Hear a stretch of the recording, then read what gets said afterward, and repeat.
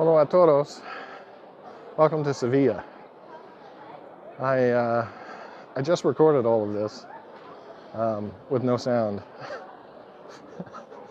Can't believe I just did that. So hopefully I can do it again. But it's the last thing I want to do right now because I just spent the day in Cadiz and I'm tired. I need to get home and rest and go to sleep. But before I do, let's talk about my trip today. I spent the day in Cadiz, which is south of, it's actually downriver from Seville. And for a long time, before maps were as sophisticated as they are now, it was thought to be, like I'm talking Roman times, it was thought to be the most western point of Europe. Obviously, anyone who looks at a modern map would suggest that's not the case, and anyone who lives in Portugal might be a little upset that they just get excluded from that whole conversation. Cadiz is also considered to be one of the longest continuously populated cities in Europe, and they'll tell you that they're the birthplace of liberty, or the cradle of liberty, or whatever it is, because in about 1805, during that whole Napoleon thing, they drafted a pretty progressive constitution at the time. It was a constitutional monarchy that they would eventually adopt, and eventually not like get rid of and all that.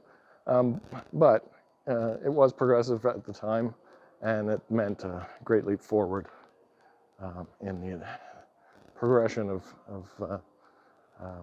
democracies and progressive governments and blah, blah, blah, blah, blah. They're very proud of that. And they should be. So it's also a really cute town. It's an amazingly cute town. It reminds me of, it has these really, really long, narrow alleyways that stretch completely across the city. Really reminds me of Naples.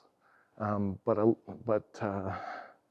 they're, I don't want to say this disparagingly, but they're a little bit more like cleaned up, like Florence.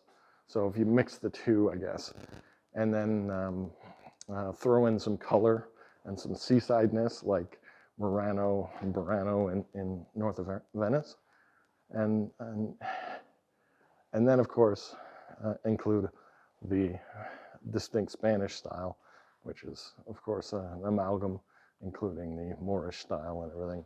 And you got yourself a really fine town, and it was really cool to walk around. A very interesting city. I did go to the cathedral. I went inside the cathedral, which was pretty cool. The only problem is today I chose a day that was ridiculously windy, so they closed the tower. I couldn't go up the bell tower. But I had a plan B. But there's another tower, which admittedly I just wanted to climb, but they have a camera obscura, which is basically a fancy, sciencey version of a pinhole camera, right? And like a big one you would put on top of a tower.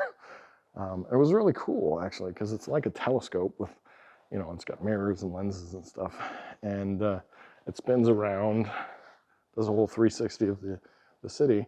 And what's kind of cool is, like, it's very, very analog, to the point where, like, if they had to put a particular part of the city in focus, they had to raise and lower the fabric that it was being reflected on. Just very cool, very analog, very old school camera in that. So really neat. So I didn't expect that much of an experience. Very happy I did that. But I really just wanted to go on top of the tower and take photos of the city and everything, which of course I was able to do as well. So very happy about that. It was very windy though. And then of course I could just wander around because, you know, I didn't have as much time as I thought I would have because my train, as it turns out, was 2.5 hours late. It just kept telling me that there was a delay and kept telling me that, you know, maybe it's going to come in a half hour and stuff, and that's the new estimate or whatever. And I was like, oh. So yeah, about 2.5 hours is kind of gone. But, you know, what can you do? It's still a pretty great day, regardless. And considering how tired I am, and like, not to get too personal or whatever, but got a little bit of chafing. So I probably didn't need those 2.5 hours.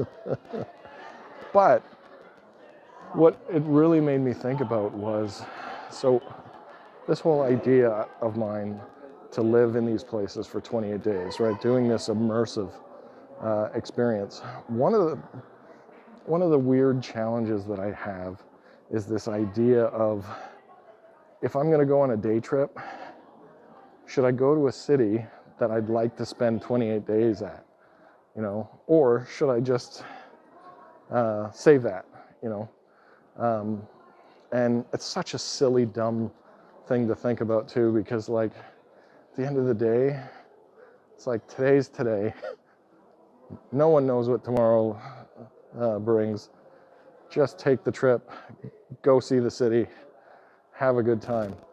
But I did think about it, and one of the reasons why I chose to see Cadiz is, you know, because I really wanted to see it. But I didn't think I would want to live there for 28 days because, you know, it's a small town. Probably could do it in a day. I don't know that that's true though, because I really, really like that place, and it really, really was interesting. And I barely scraped the surface of it. And it is a tiny little town, right? But there's a lot extra to it, right? And just a cool spot, right? Like, it's technically a peninsula, but really it's an island. It's just always had a bridge that connects it. So, you know, it's a de facto peninsula. And so it's just jutted out there in the middle of the water and in the ocean. And there's that great big bay and those big bridges and everything. I don't know. So I'm not sure if I need to spend 28 days there, but I definitely want to go back, and I definitely want to see more. One thing that I did do, though, on the checklist was to make sure to have seafood. Cadiz has a reputation for seafood. Of course it would. It's right there on the water. So I had to. And so I the problem was, I had my train left at about 7:30. Oftentimes these restaurants don't even open till 8, 9, 10 o'clock, right? And so I almost talked myself out of it. I was like, yeah, just get on the train, go back, you know, whatever. But I didn't. I went, and I got some seafood, some fantastic octopus, which was really cool.